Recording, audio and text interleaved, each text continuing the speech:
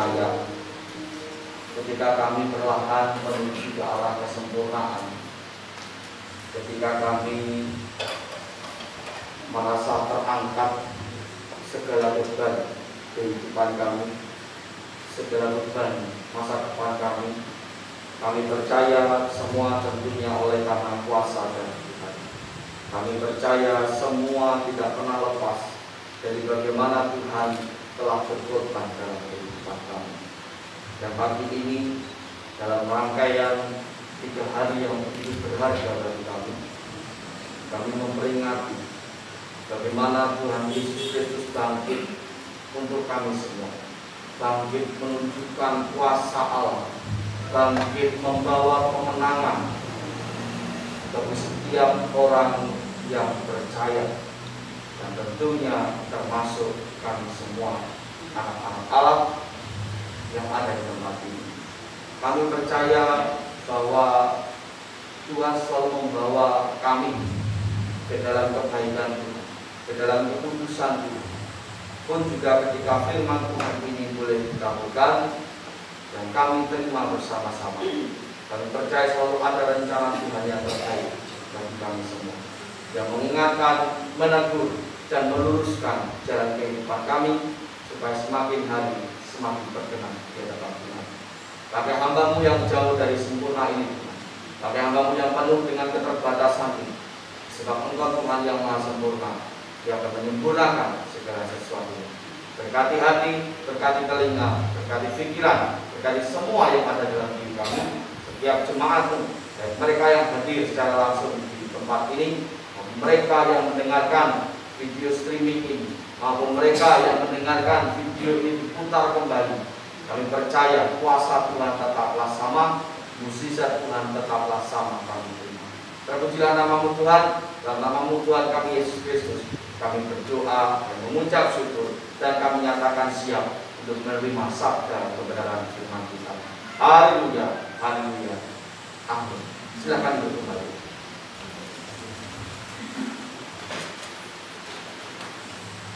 Shalom. Shalom. Selamat pagi.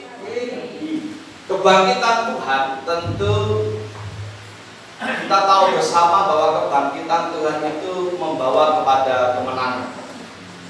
Ada kemenangan yang sedang ditunjukkan oleh Tuhan. Percaya? Percaya? Apakah Anda percaya bahwa kebangkitan Tuhan itu membawa kemenangan? Apakah Anda yakin bahwa kebangkitan Tuhan itu membawa kemenangan? Apakah Anda yakin bahwa Anda adalah orang-orang yang menang?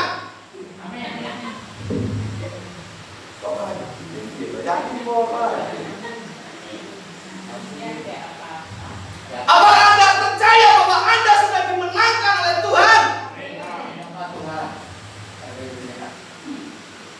Tapi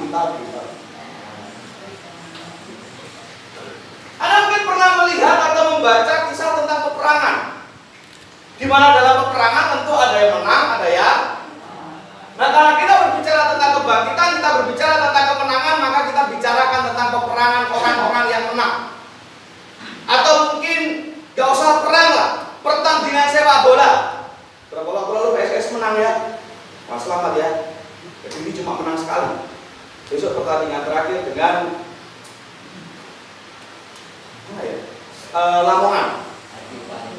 Kalau kalah selesai. Tapi kalau menang tinggal lihat Sleman sama Persebaya menang mana. Kalau menang Sleman, Kediri pulang. Kalau Sleman kalah dari Persebaya, Kediri menang, itu menang. Pasti lolos. Tapi PSS trennya bagus ya, menang 2 kali berapa? 2 kali dan sekali. Kita berbicara tentang kemenangan. Apa ciri-ciri orang yang menang? Apa ciri-ciri sebuah klub sepak bola yang menang? Biasanya kalau satu klub sepak bola menang, pemainnya pasti bukan kompak.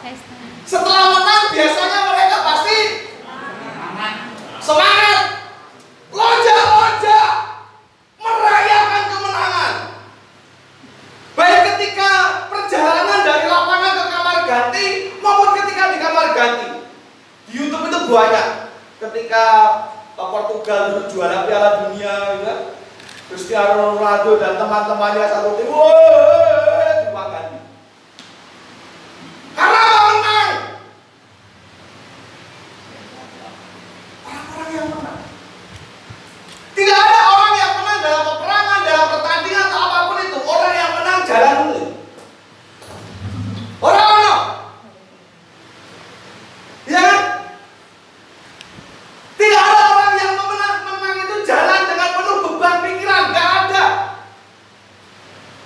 Meskipun masih ada PR, meskipun dalam perjalanan itu ada yang namanya ujian, ada yang namanya beban, pasti masih ada. Misal orang yang pulang perang, walaupun dalam kemenangan, dia mikir perjalanannya balik ke rumahnya. Orang yang habis pertandingan PSIS menang, dia mikir sesok pertandingan selanjutnya bagaimana. Dia mikir sesok balik piye. Ya kan? Dia mikir sesok stamina aku masih ada atau tidak. Tetapi semuanya itu tidak lagi dipikirkan menjadi beban. Karena apa? Menang. Sukacitanya kemenangan mengalahkan semua beban pikiran itu. Betul? Jin apa Jin? Nah sekali lagi saya tanya, apakah Anda percaya bahwa kebangkitan Kristus membawa kemenangan? Apakah Anda yakin kebangkitan Kristus membawa kemenangan? Apakah Anda yakin bahwa Anda adalah orang-orang yang dimenangkan? Tapi ingat, ciri-ciri orang yang menang, tidak ada yang lesu, tidak ada yang tidak bergairah, tidak ada yang tidak semangat. Ciri-ciri orang yang menang tidak ada yang khawatir, tidak ada yang lagi diliputi ketakutan. Semuanya hilang karena sukacita.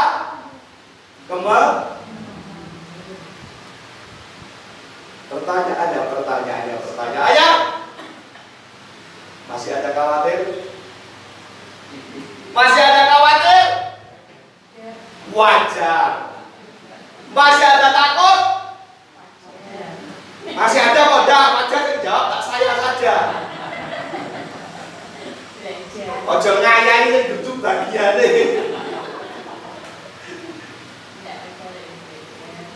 wajar.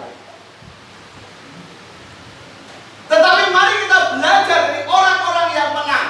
Ciri-ciri orang yang menang, bahwa orang yang menang segala ketakutan, segala kekhawatiran itu berganti, tertutup dengan sukacitanya, gembiranya, bahagianya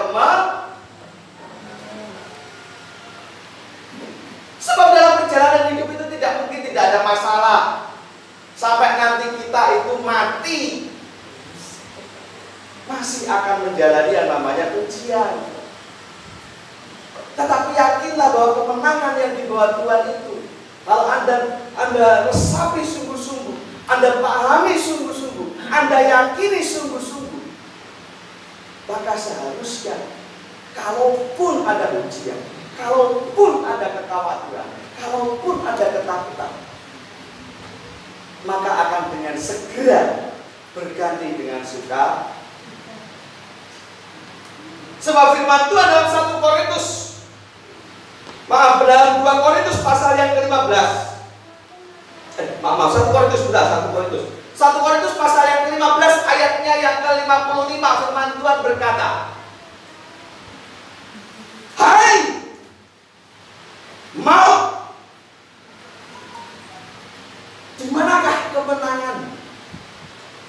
Dan hai maut, di manakah sengat? Karena Tuhan sudah mengalahkannya, maka maut tidak lagi bertaring, tidak lagi berjaya, tidak lagi dapat menguasai kita seharusnya. Karena saya mencatat minimal ada 3. Jadi ada 3 yang dimenangkan Tuhan dalam hidup, dalam kebangkitan. Yang pertama, Dalam kebangkitannya Tuhan memenangkan kita dari belenggu dosa. Amin. Melalui kebangkitannya Tuhan memenangkan kita dari belenggu. Artinya bahwa setiap orang yang sudah dimenangkan tidak lagi dikuasai oleh dosa. Jatuh bangun dalam dosa itu adalah hal yang wajar meskipun tidak bisa dibenarkan. Tetapi ketika orang jatuh dalam dosa, kemudian ingat kepada Tuhannya dan kemudian bangkit dan tidak melakukannya lagi, itu jauh lebih baik dari orang yang masih bergumul, masih berkompromi, masih terjerembab, masih ada di kubangan dosa. Itu namanya belum betul. Karena tidak bisa kita pungkiri bahwa godaan-godaan dosa itu akan selalu ada. Tawaran-tawaran iblis yang menggiurkan itu selalu yang menggoda kita untuk tidak jujur, yang menggoda kita untuk tidak setia, yang menggoda kita untuk tidak taat. Selalu ada sampai kita mati. Tinggal bagaimana kita mengilhami bahwa saya sudah dimenangkan. Maka kalau orang-orang zaman dulu selalu mengingatkannya nyebut. Ketika orang mulai kalah selalu bilang nyebut oleh apa artinya nyebut? Nyebutlah kepada yang kuasa. Ketika mulai emosi, nyebut deh. Nyebut. Maksudnya itu orang nyebut bolan dulu kok. Nyebut ya nyebut. Nyebut. Kasih sebut ya apa? Beberapa tahun dalam saya melayani ada salah satu anggota keluarga jemaat yang sudah sepuh. Juga kalau beban pikirannya dan ketika beban pikirannya itu kambuh, dia menjadi seperti orang yang bukan kerasukan, tapi orang yang tiba-tiba lepas kontrol, nangis, histeris, bahkan sampai beberapa kali menyebut karena aku lebih baik mati dan sebagainya. Kemarin saya sempat berkunjung ke sana dan saya ajarkan, kalau jenengan ingat masalah lagi, tempelkan tangan di dada, dilus-lus, ojo digebrok-gebrok. Sakit, dilus-lus, bilang Tuhan Yesus tolong, Tuhan Yesus tolong. Dan ketika saya ajarkan itu dia lakukan tiba-tiba bercerita lagi, tiba-tiba kelingan lagi, tak cekel tangan, ayo bilang Tuhan Yesus tolong, bilang Tuhan Yesus tolong. Nyebut ini ngono, nyebut, dan saya mau sebut ya apa gitu. Kemenangan yang diberikan Tuhan membawa kita terbebas dari belenggu dosa, tidak lagi dikuasai dosa, apapun itu bentuknya. Tidak lagi menjadi pribadi yang tidak jujur, yang tidak setia, yang tidak taat baik kepada Tuhan maupun kepada sesama manusia. Ya kan? Yang kedua, kebangkitan Tuhan membawa kita kepada kemenangan terhadap kuasa setan, kuasa iblis. Walaupun firman Tuhan berkata, di manakah sengatmu, di manakah kemenanganmu, tapi tidak bisa dipungkiri. Sampai kapan? Iblis selalu upgrade, iblis selalu update di dalam mencobai manusia. Zaman dulu yang namanya pornografi, yang namanya zina, itu berputar kayak gitu-gitu, tapi sekarang enggak. Iblis itu upgrade melalui HP, melalui teknologi, melalui internet. Mulai menyerang anak-anak muda, bahkan anak-anak kecil. Ya, beberapa kali kita mendengar ada anak kecil yang bunuh diri, anak SD bunuh diri, gantung diri.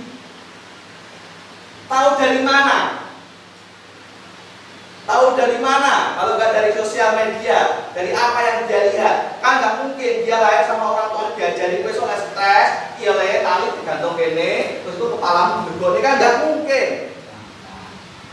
Dari mana dia tahu? Maka hati-hati. Iblis bisa memakai apa saja. Maka saya pernah peringatkan orang tua, ojo kalah gaptek, ojo kalah kalau anaknya, ojo dadi wong tua sing gaptek. Belajarlah punya sosial media, tapi ojo kebablasan. Orang tua kalau pengen bukan memata-mata ya, tapi supaya bisa ngerti perkembangan anaknya sosial media bagaimana, ujung-ujungnya malah cari kesempatan dalam kesempitan berarti matamu bisa jenenge Daniel Bayikan ya kabarnya. Orang perlu, orang penting kuwi. Ya Allah, jebul rambutnya putih kabeh yo. Syukur.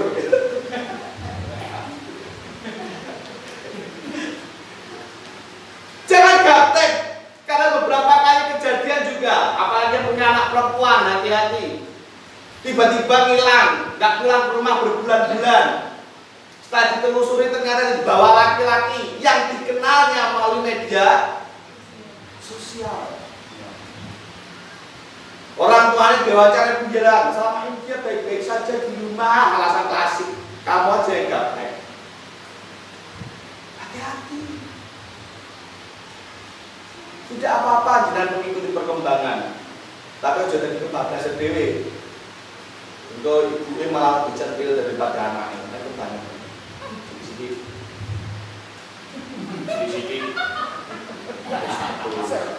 Hai guys. Nah, iblis juga bisa memakai siapapun. Tidak hanya apapun, tapi siapapun.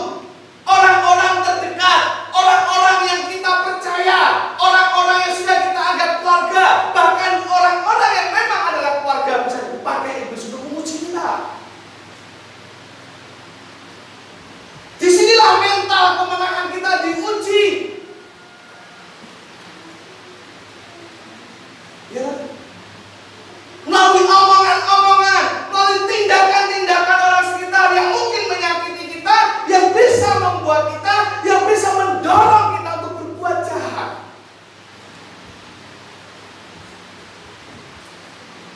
Dan berapa banyak berita kakak bulan kalau ada di berapa utang dendam. Beberapa waktu yang lalu, daerah mana ya? Jawa Timur atau daerah mana saya tahu? Jawa ya. Anak membunuh orang tuanya, dikeprot, dipanggal lehernya, kemudian dimasukkan karung, dibawa ke tempat kakaknya. Dudunya bapak wis tak pateni. Dibawa keliling kampung, bawa dari gelas itu. Dengar berita itu enggak? Dibawa dari sak karung. Kakaknya didudui ngono, deret langsung malah. Bila bapak wis tak pateni. Ketika ditangkap polisi, dia ditanya, kenapa membunuh bapakmu? Saya mendengar bisikan supaya membunuh bapak saya karena bapak saya mau membunuh saya. Akhirnya bisikan iblis.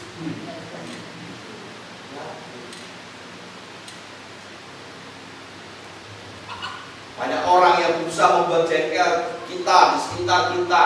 Itu cara upaya iblis untuk membuat kita jatuh dalam dosa. Dikuasai oleh kuasa-kuasa iblis. Makanya saya punya satu rumus. Contoh boleh, tidak bohong. Orang usah mikir wong sing lak mikir. Ora usah gagas wong sing senengane gas. Ya. Ora usah gede rasa wong sing tak tau mongso. Apa? Ora usah mikir wong sing ra kena pikir, ora usah gagas wong sing senengane gagas, ora usah duwe gede rasa karo wong sing ra duwe mongso. Bukan keposahan dosa aku sebetulnya ngabini ngono. Karena kebanyakan kita itu jatuh dalam dosa, gagal menang karena apa? Kegeden rumangsa. Anak wong lagi ngomong bisik-bisik ya kan mesti rasanya. Kalau saya jomone privasi kok apa lek privasi kabeh ngomongane kita gitu. Itu karena kegeden rumangsa.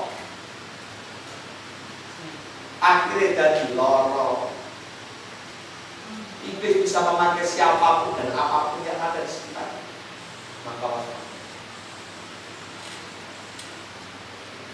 Ya. Yang ketiga, dengan kebangkitan Tuhan Yesus Kristus dari antara orang mati, membawa kemenangan Tuhan terhadap segala macam pergumulan. Apa pergumulan hidup manusia itu? Kebanyakan, ini nggak bisa direm mana yang nomor satu, mana yang nomor dua. Kebanyakan ekonomi, kebutuhan rumah tangga. Manusia zaman sekarang kan pergumulannya itu aja loh. Ekonomi, kebutuhan hidup. Karena tidak semua kebutuhan hidup bersangkutan dengan ekonomi. Ada orang yang kebutuhan hidupnya pengen sayang, kan orang yang hubungan dengan ekonomi. Ya kan? Tiap hari pengen diucapnya I love you. Nah ini kebutuhan, pengen disayang. Ekonomi, kebutuhan rumah tangga. Kalau mau berdino rumah tangga geger we. Itu pergumulan hidup. Anak-anak tolak manut, orang tua tidak bisa menjadi contoh teladan. Itu pergumulan hidup. Dan dengan kebangkitan Tuhan menjadikan kita orang-orang yang menang atas pergumulan hidup. Bukan masalah selesai atau tidak selesai masalah itu. Karena kalaupun selesai, saya yakin, bukan dumani, tapi saya yakin, kalaupun itu selesai, pasti akan muncul masalah. Dan karena selama kita hidup, ya pasti akan terus diuji. Jadi apa aja? Selama kita hidup, pasti akan terus diuji. Anak sekolah, selama dia masih sekolah, dia akan masih terus ikut proses ujian. TK diuji masuk SD, SD kelas 1 naik kelas 2 diujian dulu. Lalu kalau lulus ujian, ya balik naik kelas 1. Gitu terus sampai SMA. SMA nanti ujian yang ini kuliah. Kalau seperti itu lalu baru lulus kuliah gimana Pak? Berarti sekarang ujian, ya ono. Oh nyata istri saya bentau di sinau ujian. Pangkatnya naik atau tidak, bayarannya naik atau tidak. Kalau lulus ujian senang-senang bayarannya naik. Ini mau saya katakan. Langsung berkara sinau kalau lulus. Contohnya istri saya itu bukan tipe yang stresan. Jadi kalaupun mikir kayak gitu tidak menjadi terus. Ya uji Tuhan, senang. Tetap kita mau. Kalau daripada guru mergo stres itu ujian kan sakit bu. Nanti ben mau kita mau yo. Ini ya ujian, Pak. Ini ujian.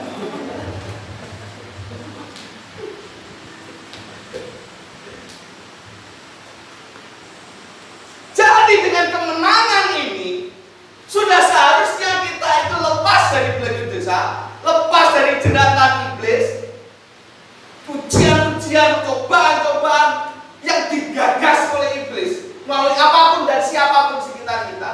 Dan sudah seharusnya dengan kemenangan itu kita bisa lepas dari berbagai macam kekhawatiran atas pergumulan. Tunjukkan bahwa kita orang-orang yang menang. Kalau Anda merasa khawatir, segera ingat bahwa saya orang yang menang. Selesai tidak selesai masalah saya tidak khawatir karena saya punya. Enak Pak, kalau ngomong Pak. Jadi saya ngelakon, lalu masanya pernah ngelakon ujian. Hidup saya nyaman-nyaman saja, siapa bilang? Saya pun diuji setiap hari. Makanya bisa ngomong. Tunjukkan bahwa kita orang-orang yang menang.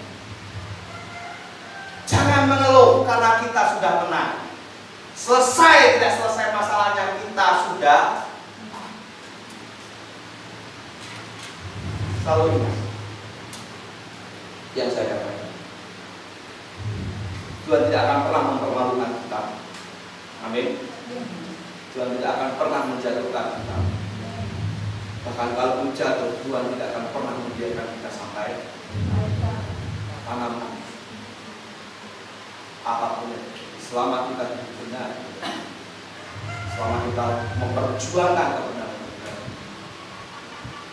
Selama kita tidak terpengaruh oleh bujuk rayu si iblis itu tadi, yakinlah Tuhan memberikan. Hitungannya masalah selesai, berarti pasti ada ujian lagi. Maka mintalah selalu kekuatan. Itu orang-orang ini. Karena salib Yesus itu membawa banyak apa? Membawa banyak perang dalam hidup. Yang Tuhan lakukan itu luar biasa. Salib Tuhan membuat kita menjadi hidup. Hidup yang tidak cuma sekedar hidup. Orang mungsokor urip, tapi benar-benar memiliki hidup yang tetap, yang tidak dibatasi oleh tubuh, fisik, jasmani. Ya, jadilah orang-orang yang menang dan hiduplah selayaknya orang yang menang. Kemarin di BPI saya sampaikan satu peribahasa atau pepatah atau apa itu namanya. Dadi menungso aja dikontrol urip. Tapi dadi menungso sing iso ngontrol urip. Lan sing luwih penting, dadi menungso sing selalu eling karo sing gawe. Ya tak, di BPI ada pekan itu tak? Ayo datang BPI ya. Itu orang-orang yang menang. Menang apa sih? Jadi menungso sing gelem dikontrol urip, tapi dadi menungso sing bisa ngontrol urip. Lan sing paling penting dadi menungso sing selalu boten tansah. Dadi menungso sing tansah ingkang tansah. Kelingan yo. Kemutan. Kalih dateng Gusti. Oh, ora ana uripe, ora cocok to ya. Dateng ingkang kalah. Ingkang paring.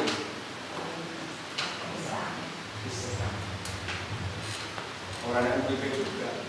Wis basa kampung. Ben lho pas lho, pomo pantun iki pas lho. Dadi menungso aja sing kontrol, tapi sing iso ngontrol lan sing paling penting dadi menungso sing tansah kelingan karo marang sing kepiye. Itu orang-orang yang yang menjadi berkat buat kita semua. Supaya salib Kristus tidak sia-sia dan inilah selayaknya orang-orang yang kita Bapak Kami surga, terima kasih Tuhan untuk kesempatan pagi hari ini.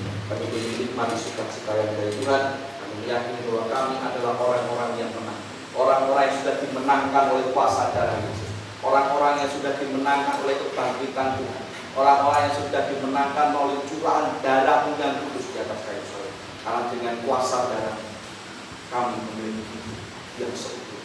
Hidup yang tidak dibatasi oleh jasmani tubuh. Hidup yang sampai kepada kekekalan bersama Allah. Biarlah firman ini menjadi berkat setiap jemaat yang mendengarkan, yang setulus dan mereka yang melakukan dalam kehidupan. Terima kasih nama Tuhan Yesus. Kami berdoa dan mengucap syukur.